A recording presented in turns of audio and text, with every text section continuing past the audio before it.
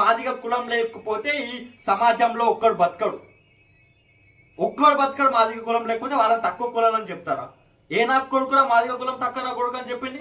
ఏ నా కొడుకు చెప్పిండు వాడొక తక్కువ వీడు ఎక్కువ ఎక్కని? ఎవరు చెప్పిండు?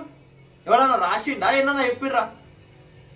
ఈ హౌల నా కొడుకులు ఈరోజు కులాల మధ్య చిచ్చు పెట్టుడు కాకుండా లోపల ఉన్న మతాల మధ్యలో కూడా చిచ్చులు పెట్టుకుంటా మాది అట్లా మాలో ఇట్లా అని మాట్లాడతారా?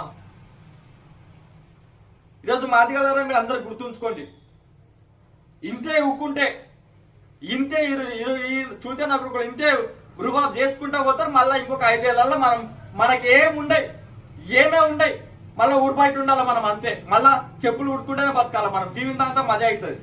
అట్లా కావద్దంటే డాక్టర్ బాబాసాహెబ్ గారు ఇచ్చిన రాజ్యాంగాన్ని యూజ్ చేసుకొని దాన్ని బ్రతికించుకొని రాజకీయాల్లోకి రండి ప్రతి ఒక్కరు. చూసుకుందాం.